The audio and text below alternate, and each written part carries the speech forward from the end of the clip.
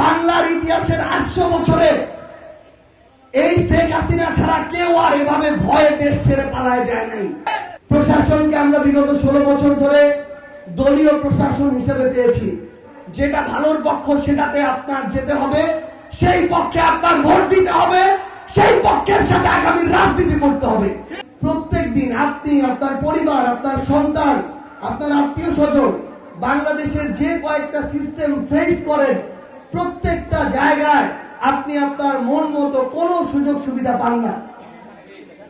আপনি দেখবেন প্রত্যেকটা জায়গায় আপনার দালাল ধরতে হয়, আপনার টাকা দিতে হয়, প্রত্যেকটা জায়গায় আপনার একে ওকে দিয়ে ফোন দেওয়াইতে হয়, রাজনৈতিক লবিং করতে হয়। এটা তো একটা বাংলাদেশ হইতে পারে না।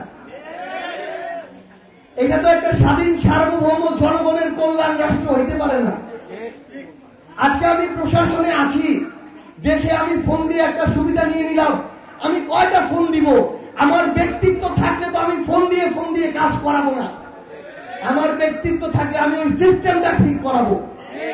আজকে আমি রাজনীতি করি, আমার একটা ফোনে কাজ হবে দেখে আমি ফোন দিয়ে কাজটা করাই নিলাম, আর আমার হাজার হাজার সাধারণ মানুষ ওই জায়গায় মাথা ঢুকে মরে, তার কাজ হয় না। এটা তো একটা দেশ হইতে পারে না।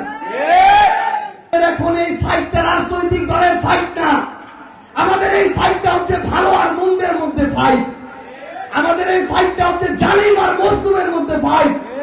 এই ফাইটটা হচ্ছে ন্যায় আর অন্যায়ের মধ্যে ফাইট। আপনাদের ভেবে দেখতে হবে কারা ন্যায় করছে, কারা অন্যায় করছে, কারা চাঁদাবাজি করছে, কারা করছে না, কারা মাদক ব্যবসাকে পিছন থেকে শেল্টার দিচ্ছে, কারা দিচ্ছে না, কারা ক্ষমতার অপব্যবহার করছে, কারা করছে না।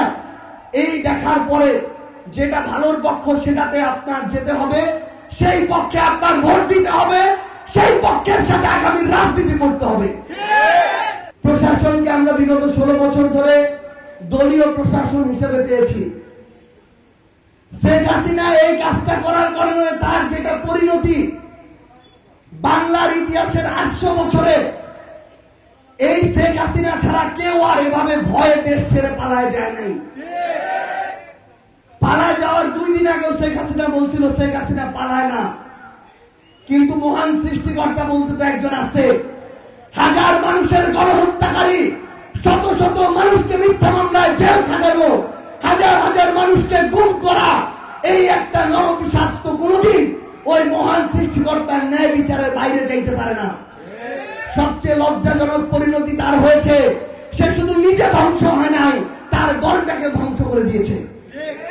আমরা আহ্বান করব, আমাদের প্রশাসনের যে বাহিনীতে আপনারা থাকেন, আপনারা দেশের বাহিনী হয়ে উঠুন, জনগণের বাহিনী হয়ে উঠুন।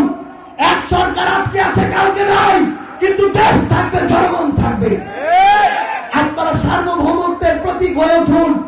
বাংলাদেশ নামক এই রাষ্ট্রটার সর্ব অবস্থায় আপনারা সশস্ত্র একটা ফোর্স হয়ে উঠুন। আপনারা থাকবেন, দেশ থাকবে।